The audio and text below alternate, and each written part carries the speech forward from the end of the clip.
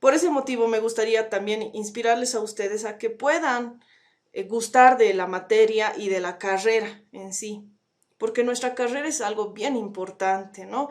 Nosotros formamos a los que van a ser los futuros presidentes, médicos, abogados, todo, ¿no? Y imagínense tener un estudiante que tú veas que ha fracasado como ser humano, o sea, que sea alguien malo, que cometa crímenes y tú veas que ha pasado por tus manos y tú haber sido su profesor, su profesora, te puedes sentir muy mal, ¿no? Entonces, siempre trataremos de meternos en la cabeza la responsabilidad de ser un educador, ¿ya?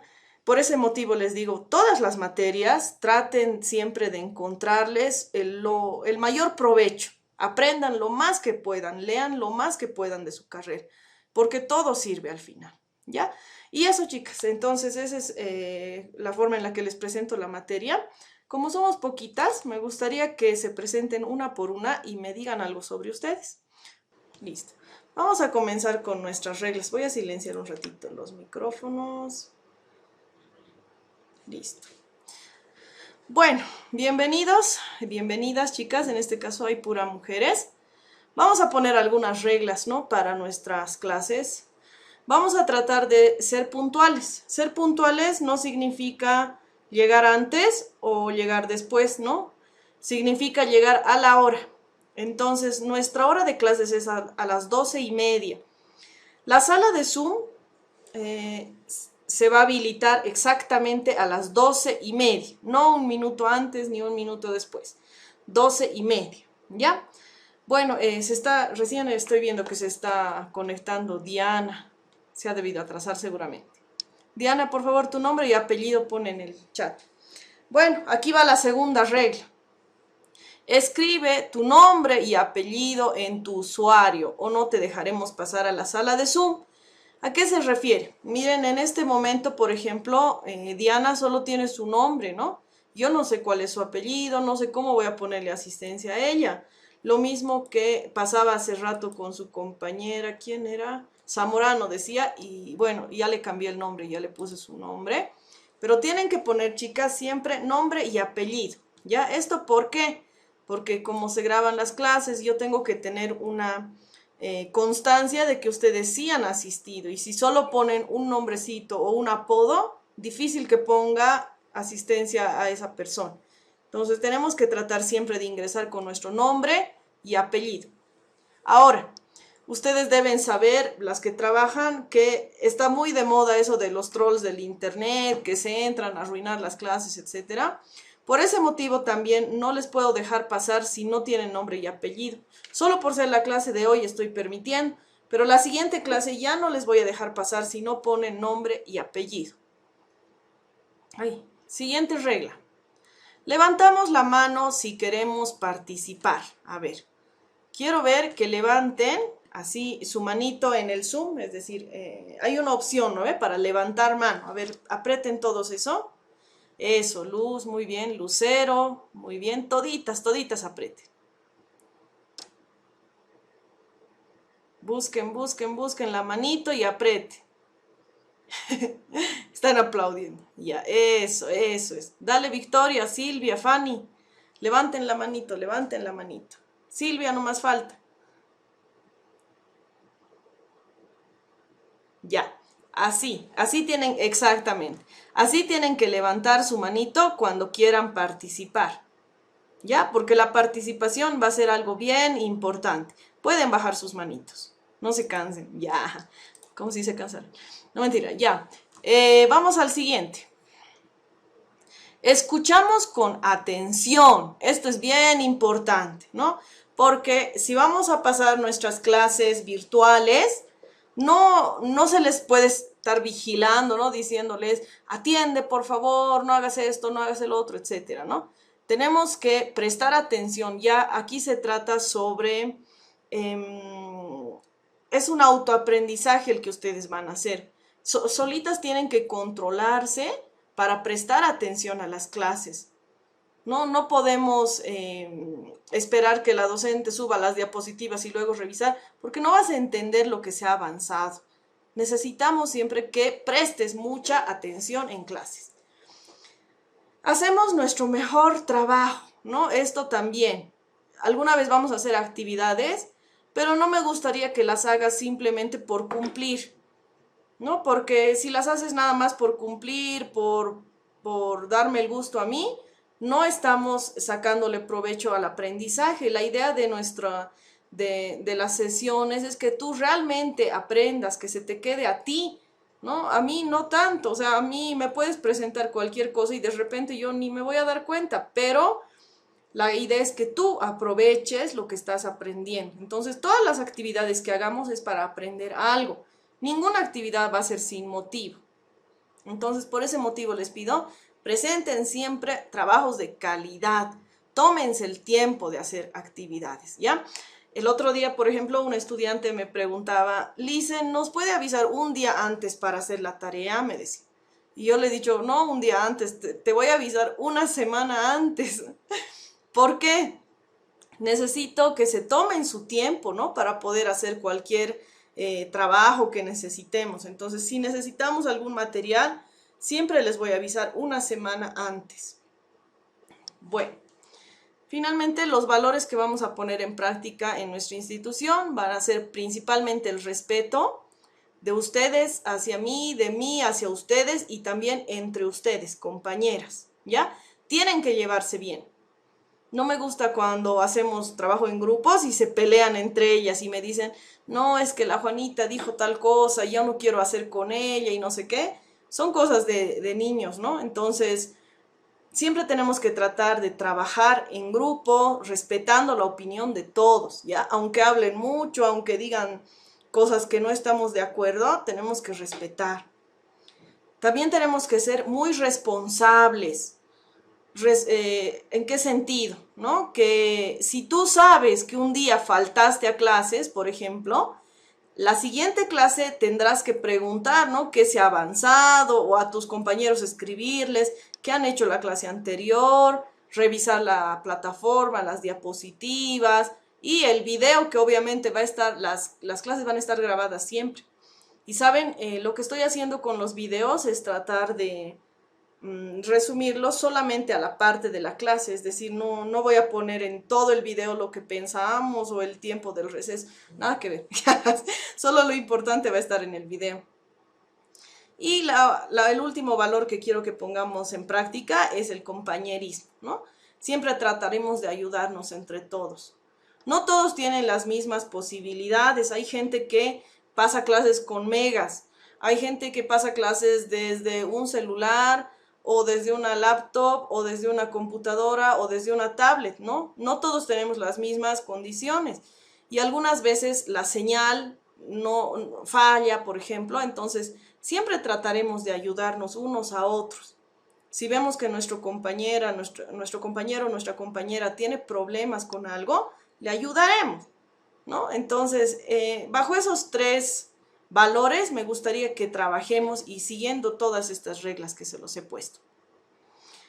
Bueno, algunas cosas sobre nuestra clase. Las clases inician 12:30 y son hasta las 14:45, es decir, tenemos 2 horas de clase y media. Voy a revisar por si acaso el horario para ver si no me estoy equivocando. Ay, se ha colgado mi celular. Pero bueno, pasamos 2 horas y media de clases. Sé que es un poco pesado, ¿no? Entonces, como es algo pesadito, lo que vamos a tratar de hacer es trabajar al máximo 1 hora. Vamos a tener un breve receso de 10 minutitos a la mitad de la clase y continuamos la otra hora, ¿ya? La tolerancia de inicio a clases va a ser de 5 minutitos, es decir, si empezamos 12:30 hasta 12:35, pueden estar ingresando. Ya después de eso es un atraso o ya ni siquiera se les puede considerar en la lista, ¿no? La asistencia se va a controlar mediante el chat de Zoom antes y después del receso. Bueno, esto vamos a cambiarlo, ¿no? Ya les he dicho, la primera parte va a ser en la plataforma, que se va a controlar la asistencia. Después del receso, o sea, ustedes en el receso se pueden desconectar si quieren, pero tienen que volver, ¿no? Y cuando vuelvan, ¿qué es lo que van a hacer? Escribir su nombre en el chat del Zoom para la asistencia. Entonces, solamente así yo voy a ver realmente que están en clases, ¿no? Que han vuelto. Entonces, escriben su nombre y ya tienen su asistencia para el segundo periodo. Eso no significa que pones tu nombre y te vas, ¿no? Voy a controlarles constantemente que estén en clases. Cada día se hace una actividad distinta, por lo tanto, si faltan a una clase, deben preguntar a sus compañeros qué se avanzó. Todas las clases se graban y se suben a la plataforma, eso es algo que ya les he mencionado. Hasta aquí, chicas, ¿tienen alguna consulta? ¿O todo está claro? Licenciado, una preguntita. ¿Sí? Acerca de la asistencia, eso me dijo que va a controlar la asistencia al principio de la clase y hasta el final, me dijo, ¿verdad? Y hay que escribir en el momento que usted nos diga o cómo tendríamos que escribir nuestro nombre completo en el chat. Yo les voy a decir cuando tengan que escribir. Ah, ya, está bien, perfecto. Está bien, licenciado. Ya. Gladys, ¿tienes una preguntita?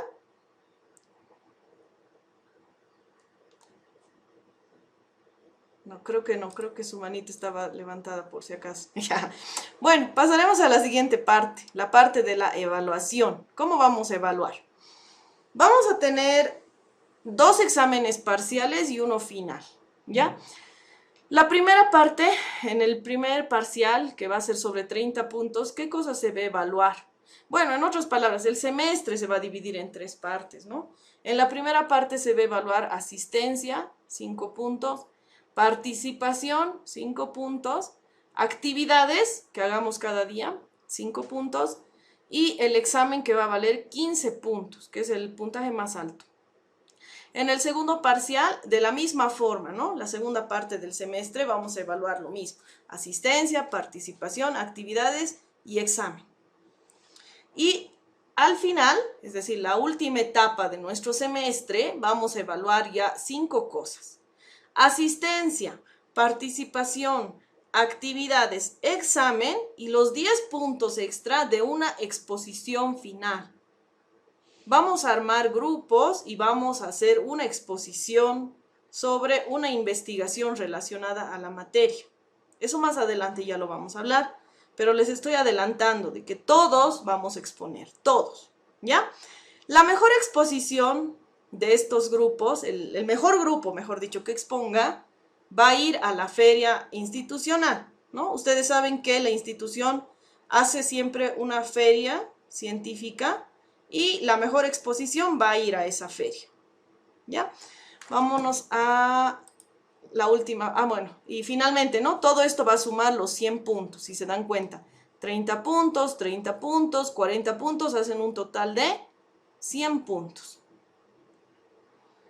Bueno, entonces ahora vamos a pasar a la parte de ya de nuestra materia y me gustaría que comencemos entendiendo una imagen, ¿no? ¿Qué entendemos por diagnóstico? Dice. Y aquí podemos observar un doctor que está viendo a un paciente, ¿no? Le está evaluando de alguna forma, está viendo qué tiene, de repente está enfermo, qué síntomas tendrá. Y estamos viendo aquí otro panorama, ¿no? Una persona que está observando a un niño que está en clases virtuales. En base a estas 2 imágenes nos hacemos una idea de lo que puede ser un diagnóstico, pero me gustaría saber su opinión, la opinión de ustedes, ¿no? ¿Qué significará diagnóstico? Sin buscar en internet, sin ver en libros, me gustaría que me digan en sus propias palabras qué es diagnóstico. Ya, escriban en el chat de Zoom aquí. Ya, bueno, ahora sí, vamos a leer a ver algunas de las respuestas. Han puesto, es la respuesta de lo que se está buscando determinar. Un diagnóstico es aquella que nos ayudará a identificar lo que se quiera saber. Observar algo o a alguien para determinar su estado. Aquí interesante. Observar más a profundidad algo o a alguien. Es realizar un análisis, una observación. Un diagnóstico de algo. Se observa y hacer un análisis. proceso que se describe mediante la observación. Identificar una situación para saber, llegar o dar una ayuda, resultado o solución. ¿Qué más? A ver, es la observación de los niños o jóvenes en un proceso de aprendizaje. Ya. Nos permite obtener información de una determinada cosa, debe ser. Diagnóstico es observar detenidamente para luego dar una respuesta. Ya se están acercando. Me equivoqué. Diagnóstico es una evaluación de algo. Diagnóstico es detectar un problema de una persona. Ya. Interesante, ¿no? Muy cerca del concepto real. A ver, vamos a diferenciar algunas cositas con respecto al diagnóstico. Pero antes, a ver, estamos 19 personas. Quiero guardar esto. Ya, vamos a pasar a ver un video, chicas. Ahora sí, presten mucha atención. Ah, no, antes de pasar a ver el video. Diana, ¿puedes activar tu micrófono, por favor? Diana.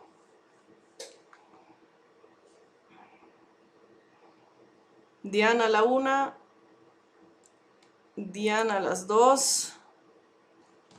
Diana, voy a tener que sacarte de clase si no activas tu micrófono.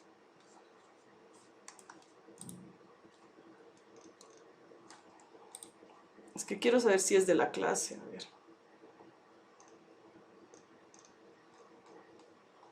Ya, bueno, le vamos a tener que sacar.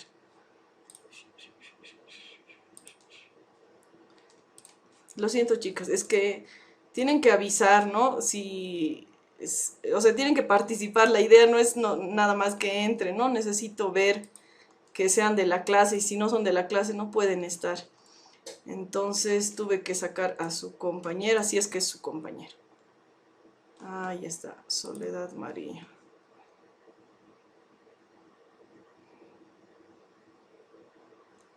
Ya, ahora sí vamos a pasar a ver el video. Chicas, presten harta atención. Por favor, presten mucha atención para después responder la pregunta que les voy a hacer. Ay. Si es que no se escucha o algo, me avisan, por favor.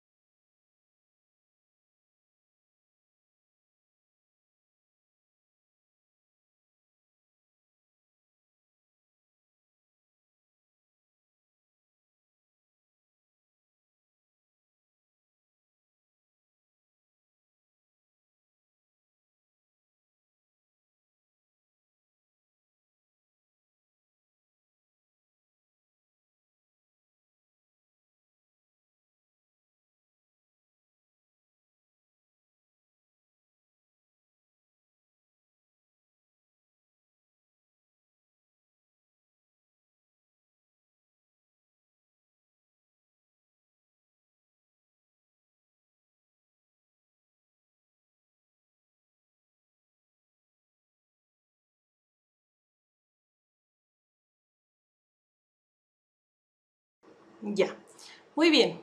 A ver, ¿quién podría comentarnos sobre este video? ¿Qué es lo que han podido ver? ¿Qué comentarios tienen?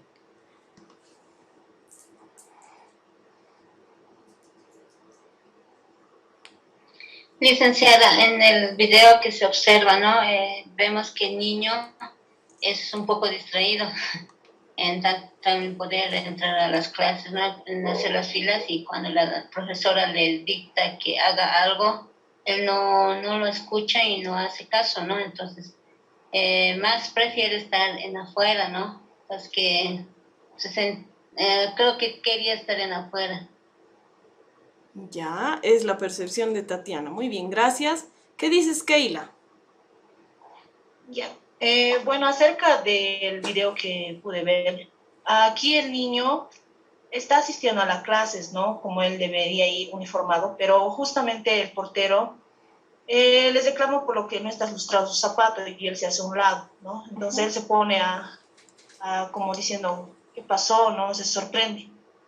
Entonces, como que él quería estar más con sus compañeros, estar afuera, jugar, pero aquí hay un problema por parte de la maestra, que no supo cómo llamar la atención del niño y prefirió solamente gritarle, reñirle, exigirle. Es como una presión que le estuvo dando al niño. Y el niño se puso más nervioso, que no sabía qué hacer, ni siquiera estaba bien concentrado en lo que hacía. Entonces, yo pienso que en esta parte la maestra tiene un poco de responsabilidad acerca de eso, porque tenía, de alguna u otra manera, tenía que hablarle con calma, ¿no? Porque hay muchos niños que tienen problemas de concentración, que fácilmente se desconcentran, como usted muy bien lo había dicho al principio, que no sea la clase aburrida, que no solamente sea leer y leer, pero a este niño no lo pudo entender, entonces el niño no sabía qué hacer, se puso más nervioso, y es por eso que yo pienso que la maestra todos los días le trataba así al niño, y es por eso que no le ponía tanta atención a la clase. Entonces, ese era el problema. Entonces, cuando se salió del curso ya sintió un alivio de fuera de presión, ¿no? Eso sería, licenciada. Ya, gracias, Keila. También Silvia nos está dando aquí su opinión, que dice, se puede ver que hay poca comprensión y la poca empatía de los niños, incluso de los maestros. También puede haber discriminación por tener zapatos sucios. En conclusión, no existe empatía y poca vocación para enseñar y educar al estudiante. Bien, concuerda con lo que decía su anterior compañera, ¿no? No tiene paciencia para este niño. Y el niño evidentemente tiene un problema. ¿Alguien se ha dado cuenta qué problema tiene el niño? Soledad. Licenciada, bueno, si más no me equivoco, lo que vi también la película es dislexia, ¿no? El niño es disléxico y es por eso, incluso discalculia todas las discias. Me parece que hay un poco de eso. Sí, y evidentemente es, digamos, la falta de adaptación de parte del docente y la falta de empatía de los compañeros. Muy bien, Soledad, gracias, ¿no? Miren, chicas, que la mayoría de ustedes ya tienen una carrera acabada, ¿no? Y tienen conocimientos previos. Les voy a hacer unos dibujos. Bueno, me salen chistosos mis dibujos en la pizarra, pero igual los voy a hacer. Imagínense que ustedes quieren llegar a conocer algo, ¿no? Quieren llegar a conocer esto. Pero para conocer esto, ustedes necesitan forzosamente de tener ciertos conocimientos previos. Aquí vamos a poner conocimientos previos. Para poder conocer este fenómeno. En este caso, se trataba de un problema de aprendizaje. El niño tenía un problema de aprendizaje, pero la maestra, al parecer, no sé si no estaba bien preparada o estaba de mal humor o cuál sería el motivo de que la maestra no se daba cuenta de que el niño tenía un problema de aprendizaje y lo que hace es botarlo afuera, ¿no? De repente porque no poseía estos conocimientos previos de los que les hablo. Para hacer un diagnóstico se necesita tener conocimientos, chicas, porque ustedes, como ya educadoras parvularias, muchas de ustedes, ya tienen cierta concepción sobre lo que es un problema de un niño, ¿no? De repente hay niños que no hablan bien, hay niños que no pueden leer bien, como hemos visto el caso de Ishan. Hay niños que tienen distintos problemas de conducta, de actitudes, ¿no? Y esos conocimientos que ya tenemos sobre algo nos ayudan a determinar de que sí existe X o Z problema, ¿no? Entonces decimos, este niño tiene problemas de dislalia, por ejemplo, o tiene problemas de dislexia, pero no podemos llegar a una conclusión sin antes hacer lo que se llama un diagnóstico. Diagnóstico. No podemos llegar a una conclusión sin antes hacer un diagnóstico.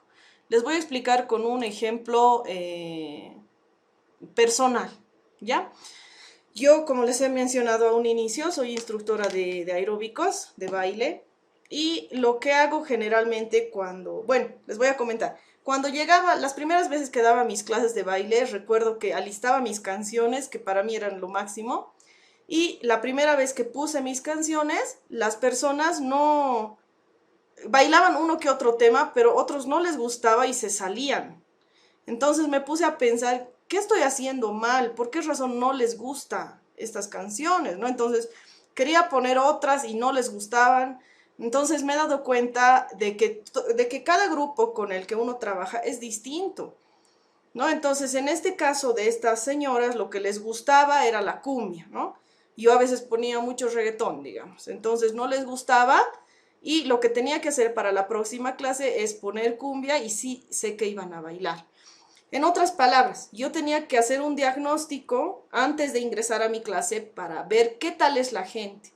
Por eso también es importante preguntarles cómo están, a qué se dedican, qué hacen, porque me da un panorama sobre lo que ustedes son, ¿no? ¿Qué conocimientos tienen?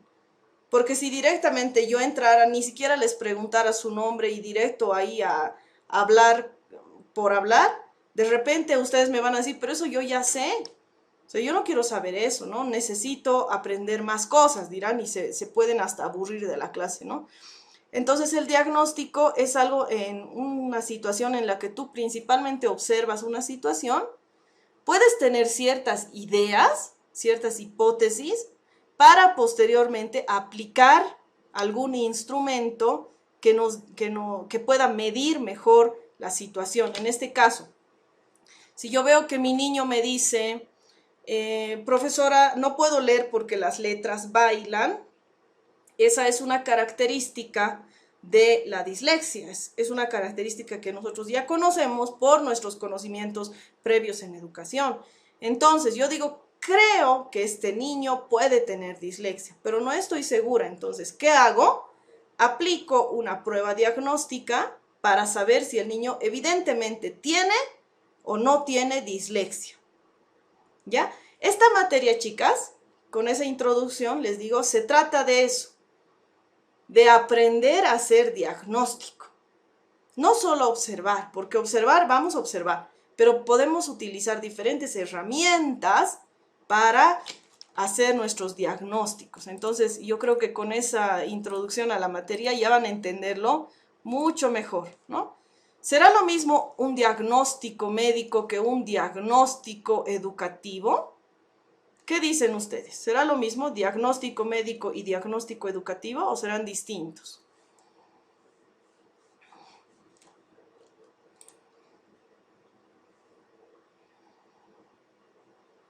Keila, ¿qué dices? Licenciada, en sí son distintos, porque el otro es diagnóstico de un paciente que está en el hospital, ya sea de dentista, o todo lo que es de salud, o eso, ¿no? Es muy diferente, es todo lo que es del cuerpo de salud. Es un diagnóstico diferente si tiene una enfermedad o no. Sí. Ahora, el otro es un diagnóstico a una persona que tienes que ver detenidamente en sus actitudes, en su forma de ser, en su forma de hablar. Entonces, como usted bien lo decía, que no tenemos que sacar rápido una conclusión, decirle, no, este tiene esta enfermedad, digo, este problema. Entonces, habría que hacer muchos prácticas o buscar información. Es como una investigación hacia el niño para sacar una conclusión. ¿Qué Correcto. sería, licenciada? Muchas gracias. Es distinto, ¿no? Porque un médico no te va a decir qué problema de aprendizaje tiene un niño. Y un profesor no te va a decir qué problema médico tiene alguien. No vamos a seguir avanzando porque tenemos un recesito, pero solamente les dejo a pensar esto, ¿no? Ustedes han debido ver esa noticia horrible sobre el asesino psicópata que está en la tele todo el tiempo, ¿no? Y mucha gente ve y dice, no, es que es psicópata, ¿no? Antes de que dijeran todo, o sea, ya te adelantas a dar un diagnóstico sobre algo que no sabes. O sea, nosotros no somos psicólogos. Quien tiene que decir si realmente es un psicópata es un psicólogo o un psiquiatra, ¿no? Y solamente así decir, ¿no? Este es un psicópata. ¿Por qué? Porque a lo que he podido observar en las noticias te ponen, ¿no? Rasgos del psicópata y te ponen una lista de cosas y uno lee y dice, uy, creo que mi vecino es psicópata. Pero no, o sea, no es ético querer diagnosticar algo que no corresponde a nuestra área, ¿ya? Siempre los diagnósticos se hacen desde cierta rama, ¿no? La psicología hace su diagnóstico, la medicina hace su diagnóstico, la educación hace su diagnóstico. Nosotros lo que vamos a aprender en esta materia es diagnóstico educativo. No es diagnóstico médico, no es diagnóstico psicológico, es diagnóstico educativo, institucional. ¿Ya? De eso va a tratarse la materia. Bueno, chicas, les voy a dar un recesito de 10 minutos. Ya. Muy bien, chicas, vayan poniendo su nombre completo en el chat de Zoom. Aquí. Yo voy a poner mi nombre, Valeria, ¿sí? Pongan su nombre completo, por favor. Estábamos hablando sobre lo que es el diagnóstico, ¿no? Y bueno, ya tenemos aquí nuestro receso. Etimología de la palabra. ¿Qué significa la palabra diagnóstico? Bueno, antes que nada es necesario saber que hay que conocer mucha teoría sobre diferentes disciplinas para poderlas aplicar a nuestra profesión. ¿Ya? Está bien con que sepamos entender, pero hay que saber también la teoría. ¿Qué significa diagnóstico? Uy, ya, no se olviden poner su nombre en el chat, por favor, las que están ingresando. ¿Qué significa la palabra diagnóstico? Proviene del griego dia y gnosis. Dia significa a través y gnosis significa conocimiento o apto para conocer. Entonces, en otras palabras, el diagnóstico sería a través del conocimiento, ¿no? A eso se referiría, a través del conocimiento. ¿Qué es lo que hacemos? Tratamos de investigar un fenómeno, un problema a través del conocimiento. Queremos conocerlo mejor, por eso hacemos el diagnóstico. Y en el caso del diagnóstico educativo, la perspectiva de lo que es diagnóstico educativo ha nacido a partir de lo que es la psicología. Les voy a explicar cómo ha sido este proceso. Imagínense que viajamos en el tiempo y nos vamos a la época en la que los maestros creían que los chicos tenían la cabeza hueca y los profesores eran la fuente de la sabiduría, ¿no ve? ¿Se acuerdan esa época de la educación tradicional, ¿no ve? Donde se creía que los profesores eran los más capos. En ese tiempo habían niños problema, ¿no? Como siempre hay, en todas las aulas va a haber un niño problema. Alguien que no escucha, que no atiende y saca de las casillas al profesor. Como en este tiempo no había conocimiento sobre lo que son los problemas de aprendizaje, se decía de que a un niño que se distrae mucho en clases es un niño tonto, ¿ya? Y como es un niño tonto, está mal de su cabeza, tiene que ir al psicólogo. Así se creía antes, ¿no? Entonces se decía, tiene algo en su cabeza, llévenlo al psicólogo.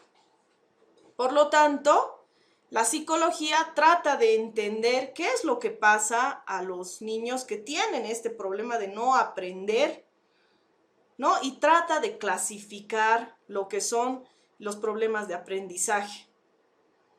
Entonces así nace lo que es la psicología diferencial, ¿no? Trata de identificar las diferencias que existen entre estudiante y estudiante, por qué uno aprende mejor que el otro. Pero lo que no se dan cuenta es que a partir de esto nace lo que es el diagnóstico educativo.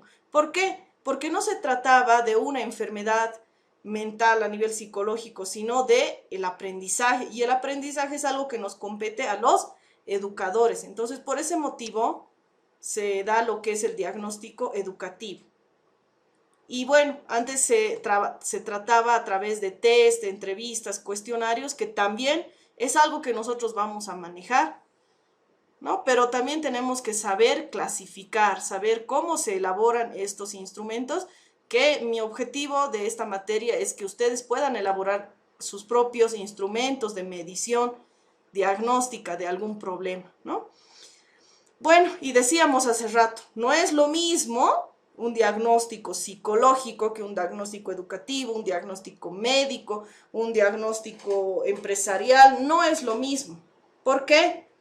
Porque cada uno tiene parámetros diferentes, ¿no? Tienen sus formas de medir distintas.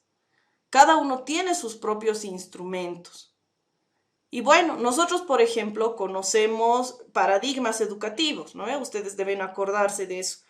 En paradigmas educativos se habla, por ejemplo, sobre constructivismo, conductismo, ¿qué más? Humanismo, ¿no? Ese tipo de corrientes pedagógicas. De la misma forma, así como nosotros conocemos las corrientes pedagógicas, existen otras corrientes en otras ramas, como en la psicología o en la medicina, ¿no? Entonces, nosotros para poder medir algo necesitamos tener ese conocimiento previo sobre esos parámetros.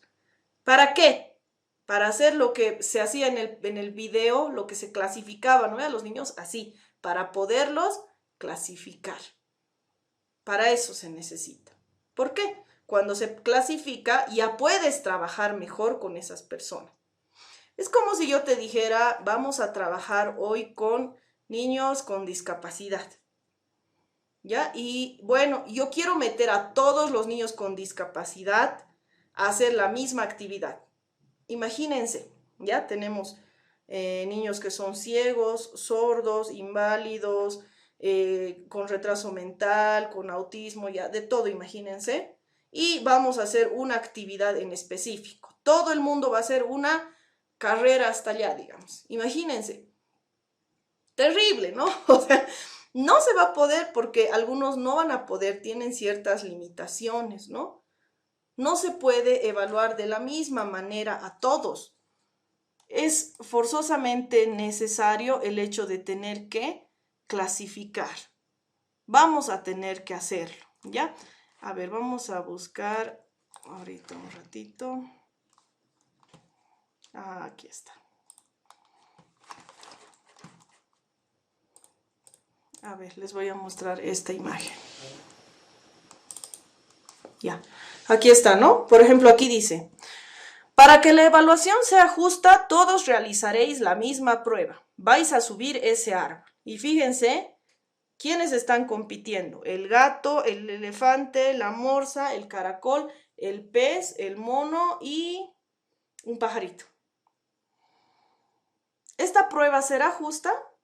¿Será justo que todos tengan que pasar la prueba subiendo un árbol? ¿Qué dicen? ¿Podrán todos los animales subir el árbol? Están levantando su manito. María Marcia. No dice, no es justo para todos, porque el pajarito vuela y va a ir más rápido. Exacto. ¿Qué más? No es justo la misma prueba para todos.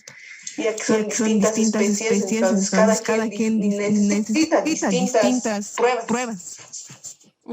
Cada uno necesitaría una prueba diferente, ¿no? Porque como decía, el pajarito ya ganaría. El pez, olvídate, el pez, aunque nade muy fuerte, nunca va a llegar al árbol, ¿no? El elefante no podría subir, es muy pesado. Entonces, por ese motivo es necesario a veces clasificar, chicas. Por eso se necesita clasificar, conocer, ¿no? Lo que les decía hace rato.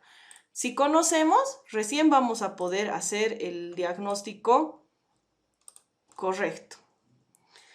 Bueno, vamos a entender algunas palabras para poder lograr esto. Se relaciona con los orígenes del diagnóstico, la palabra medición, ¿no? Están vinculados al proceso de medición, a la psicometría y la psicotecnia.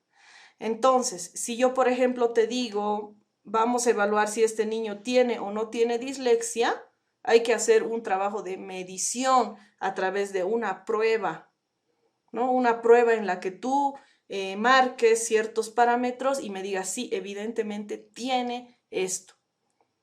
No te puedes directamente adelantar a decir un diagnóstico sin haber hecho la medición correspondiente.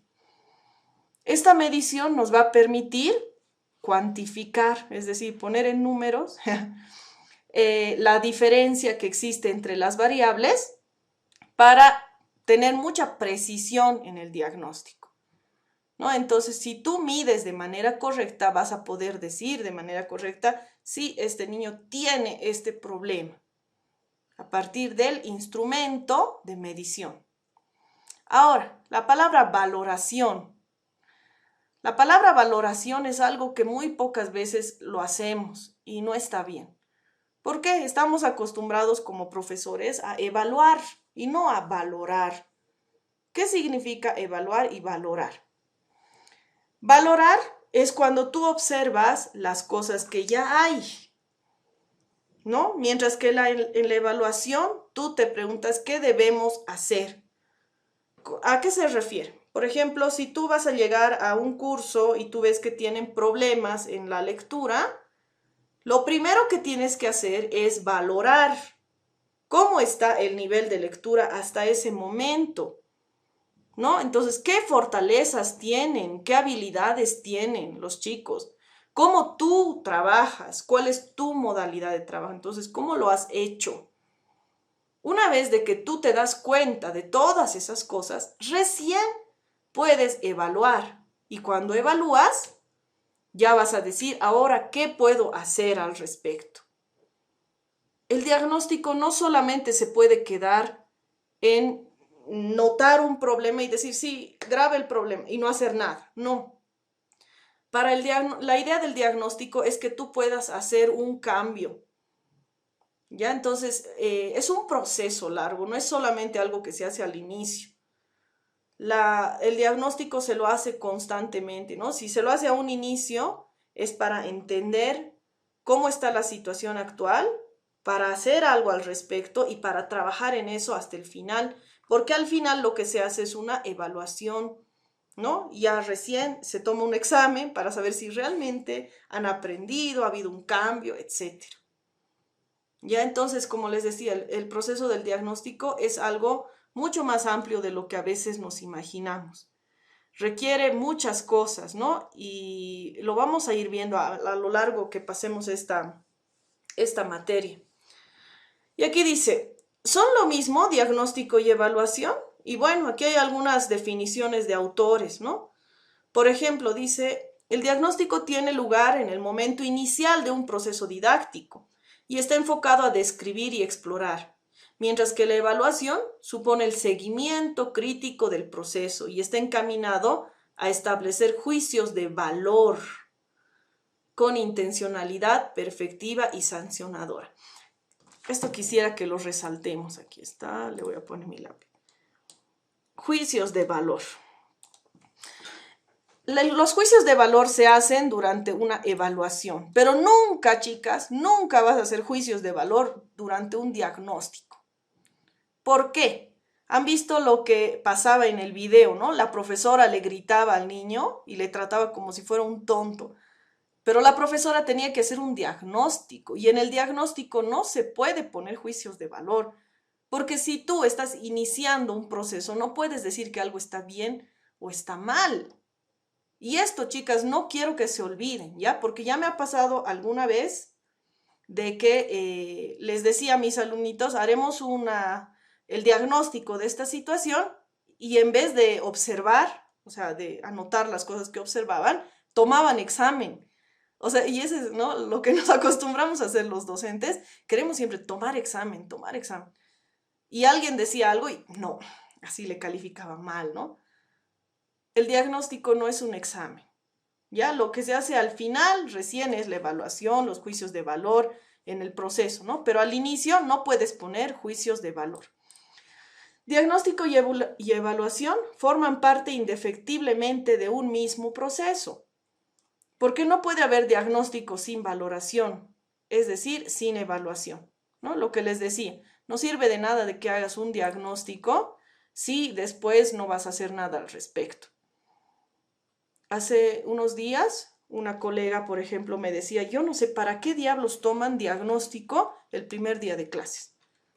Ven que hay gente que está mal y no hacen nada tampoco, me decía. ¿Para qué entonces diagnostican?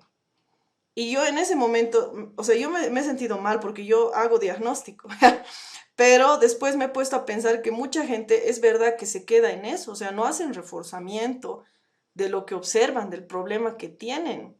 Y se quedan simplemente en decir, uy, qué mal estás. No hacen nada, ¿no? Pero tenemos que tratar de hacer algo al respecto. Otra definición dice, tanto diagnóstico como evaluación se orientan a un para, es decir, se orientan a la toma de decisiones, lo que les decía. Y ahora les voy a dar un secreto, que yo sé que les va a ayudar en su vida profesional, a mí me ha ayudado bastante. Bueno, hace años yo trabajaba, mi primer curso con el que he trabajado, recuerdo que me decía mi jefe, evita aplazar, Valeria. Yo, no, nadie se va a aplazar. Yo bien confiada, ¿no? Me decía todo el tiempo, evita aplazar, evita aplazar. Bueno, llega en los últimos días de clases y haciendo mis cálculos había una chica aplazada. Y le digo, se va a aplazar y me dice, pero te he dicho que evites aplazar. A ver, mostrame sus notas del primer parcial, segundo parcial. Y lo que observo es que en el primer parcial la chica ya había dado mal su examen. Y en el segundo también. Y en el tercero se iba a aplazar, o sea, aunque sacara 100, se iba a aplazar. Porque se había aplazado anteriormente con 20, con 30 y no sé qué. Y entonces ahí mi jefe me dio la mejor lección de la vida porque me decía, Valeria, cuando tú veas que en primer parcial se aplazan, a esa persona que se ha aplazado es a quien más atención le tienes que dar. Es como en la Biblia dice, ¿no ve? La ovejita perdida. Tienes que darle más atención al aplazado. ¿Por qué? Tiene un problema. No puede tu materia. Por algo no puede. Entonces trata de entender, observarle en clases, de repente falta mucho, no hace tareas, tiene un problema de atención o tiene problemas en su casa, tantas cosas, ¿no? Entonces, desde ese día que he tenido ese problema, he empezado a observar, ¿no? Se aplazaban los primeros y yo decía, ¿quiénes son? A ver, digamos, Sánchez, Pérez y Cueto. Esos tres son los que se han aplazado. Entonces, voy a observar con más atención a Sánchez, Pérez y Cueto. ¿Por qué? Porque la idea es que en el segundo trimestre no se aplacen, ¿no? Entonces, esos tengan una nota aceptable o buena para que la última ya no haya el miedo a que se aplace. Y ustedes se preguntarán, ¿pero por qué le dicen tanto miedo a que se aplace?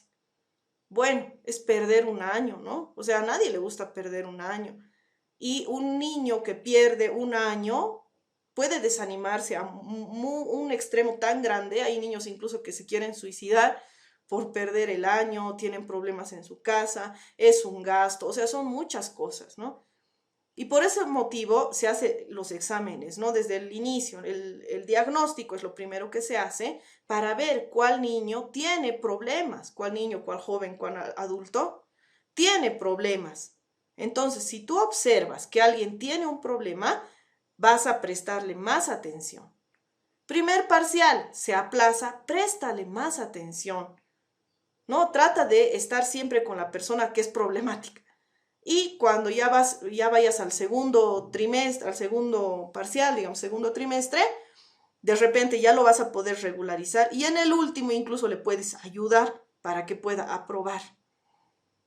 Ya, entonces es un proceso. No podemos simplemente jugar a ser las profes como cuando éramos niños, ¿no? Doy tareas, reviso, califico exámenes. No es nada más eso. Es un compromiso que tú tienes con tus estudiantes. Entonces, si tú haces bien ese proceso diagnóstico, vamos a llegar bien a final de año, ¿no? Incluso tu niño que era problemático al inicio puede llegar a ser el mejor alumno si tú le prestas la atención necesaria. El diagnóstico educativo supone la valoración de una situación educativa a la que se llega después de un proceso de investigación basado en datos empíricos. Lo que les decía. Necesitas conocimientos previos para poder hacer un diagnóstico, ¿no? Por eso dices basado en datos empíricos, en tu propia experiencia. De esta manera, el diagnóstico pedagógico implica, número 1, actividades de medida, ¿no? Necesitas valorar. Actividades de valoración relacionadas con el alumnado, actividades de evaluación basadas en valoraciones cualitativas y cuantitativas, que también lo vamos a avanzar, que permitan emitir juicios para promover una actuación educativa eficaz. Entonces, una vez que tú mides, valoras, evalúas y vas a poder promover una actuación educativa eficaz. Vas a poder hacer un cambio. Lo que te va a ayudar el diagnóstico es a pronosticar, prevenir, corregir, clasificar, reestructurar, reorganizar, comprobar y apreciar el fenómeno, ¿no? Entonces, vas a poderte adelantar a lo que puede pasar.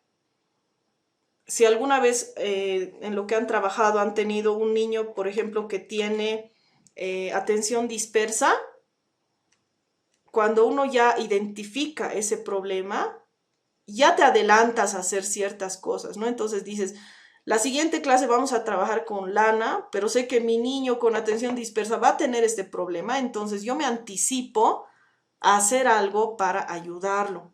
O de repente me voy a sentar a su lado, voy a estar con él, o le voy a dar una actividad extra, ¿no? Entonces ya prevés ciertas cosas. De eso se trata también el objetivo del diagnóstico, perdón. Ahora vamos a hacer nos vamos a hacer una autoevaluación, un autodiagnóstico, ¿ya? Vamos a averiguar cómo aprendemos mejor. ¿Alguna vez te has puesto a pensar cómo aprendes mejor? ¿No les pasa de que tienes una materia que no te gusta, que la odias y no sabes cómo estudiar? ¿No? A veces pasa de que, por ejemplo, a mí no me gusta estadística, ¿ya? No me gusta. Y algunas veces intentaba, ¿no? Leer y no puedo. Es como que leo y me aburro. ¿Qué hago? Entonces tengo que saber cómo aprendo mejor para ver de qué manera puedo estudiar esa materia que no me gusta. ¿Ya? Lo vamos a hacer a través de un test. Como en esta materia vamos a manejar muchos tests, me gustaría que iniciemos el primer día de clases con un test. Miren, dice, copia cada enunciado en tu cuaderno y escribe al lado el número 1, 2 o 3 según corresponde. ¿Qué significa? 3 significa frecuentemente, 2 significa algunas veces y 1 significa rara vez, ¿ya? Entonces yo leo el primero y dice, ¿yo puedo recordar algo un poco más si lo digo en voz alta? ¿Rara vez, alguna vez o frecuentemente? De repente me vas a decir frecuentemente, entonces tú le pones 3. ¿Ya? De eso se trata. Tienes que leer cada uno de estos y ponerle 1, 2 o 3. Ya acabó Tatiana. Bueno, supongo que otras también han acabado. Vamos a hacer ahora la parte del puntaje. Por ejemplo, vamos a hacer el ejemplo con... ¿Quién me dijo que terminó hace rato? A ver, con Emma. Emma Cori, contigo haremos. Ya, Emma, ¿qué pusiste en el primer ítem? ¿1, 2 o 3? 2. En el ítem número 3, ¿cuánto le has puesto? ¿1, 2 o 3? 2. En el 3, 1. 1. En el 4, 3. 3. En el 5, En el 5, 3 igual. 3. En el 6, 3. 3. En el 7, 3. 3. En el 10, no, perdón, en el 8. 2. No, 3. En el 8 es 3. En el 9. 2. 2. En el 10. 2 igual 10. 2. En el 11. Repíteme.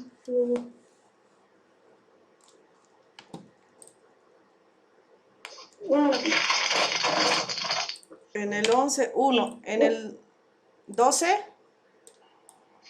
2. 2. En el 13. 1. 1. En el 14. 2. Y en el 15. 2. 2. Muy bien. Ya. Así tenemos que poner. Buscamos el ítem y le ponemos el puntaje. A ver, ya. Buscamos el ítem y le ponemos el puntaje. Buscamos el ítem y le ponemos el puntaje, ¿no? Entonces, luego sumamos. Fíjense.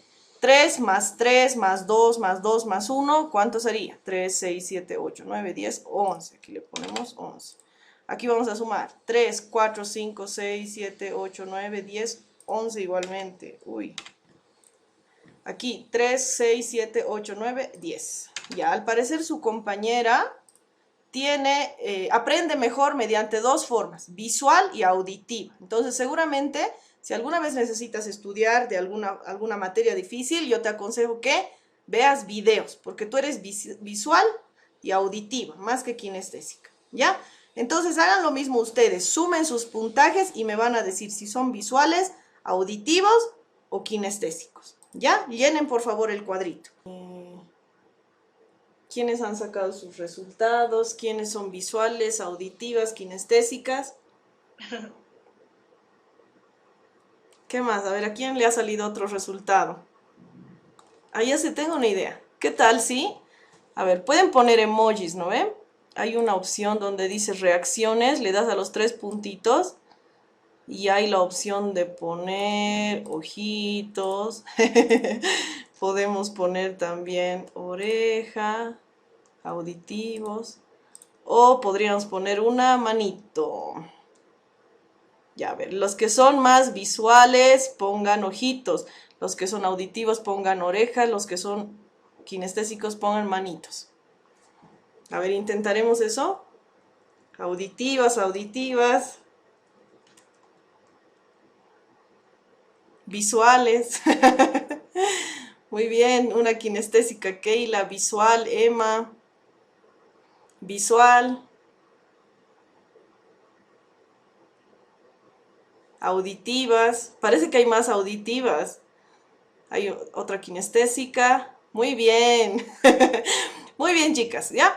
Entonces, lo que quería que sepamos aquí es cómo aprendemos mejor, conocerlas también un poquito mejor a ustedes. Y ahora vamos a ver los resultados, ¿no? A ver, ¿quién quiere leer la parte de visual? ¿Quién quiere leer visual? Voluntarias.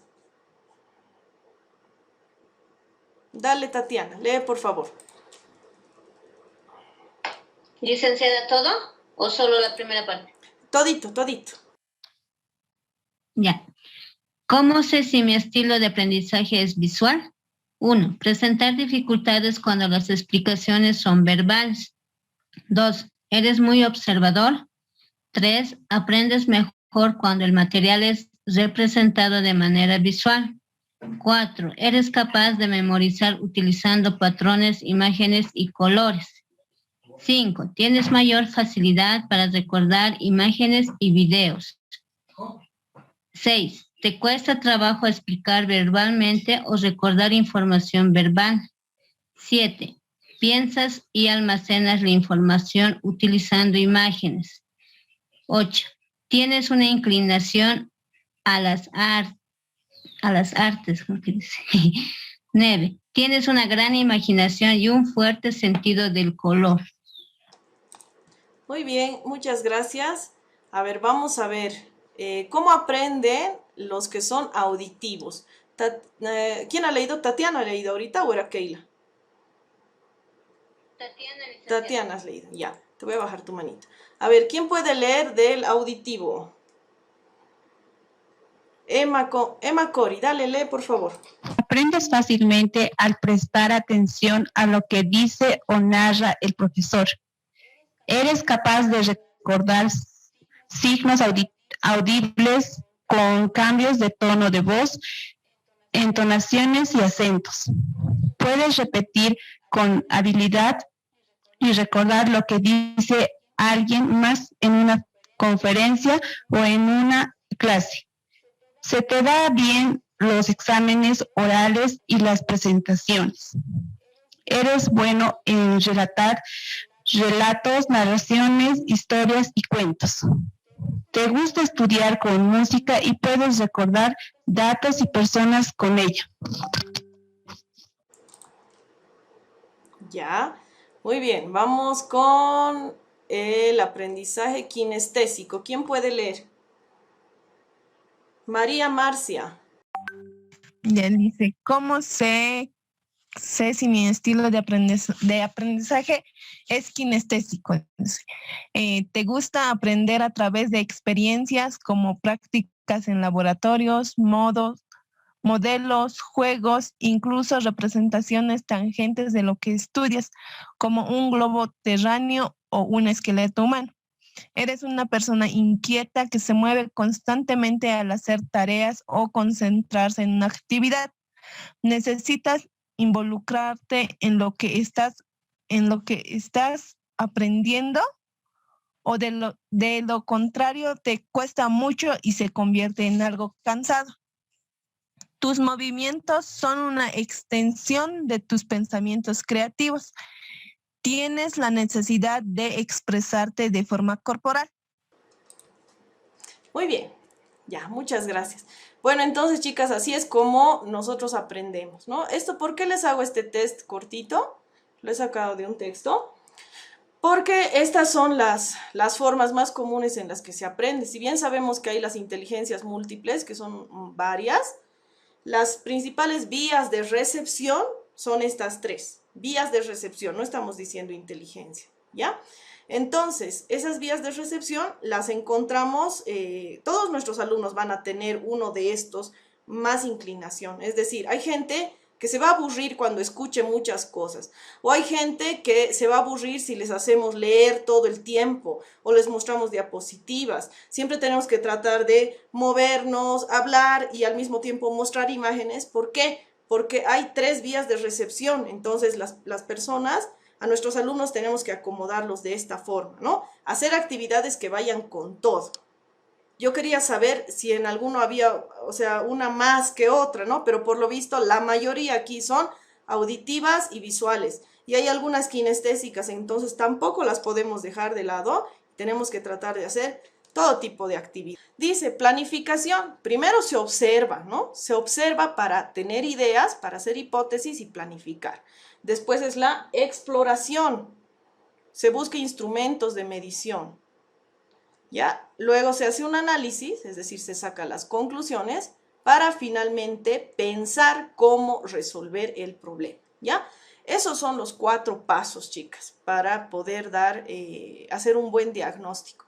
Lo vamos a desarrollar a medida que pase el semestre. Tenemos todo el semestre para aprender a diagnosticar. Vamos a aprender a hacer instrumentos, vamos a aprender a hacer diagnósticos a nivel cualitativo y cuantitativo. Espero que les haya gustado mucho la clase.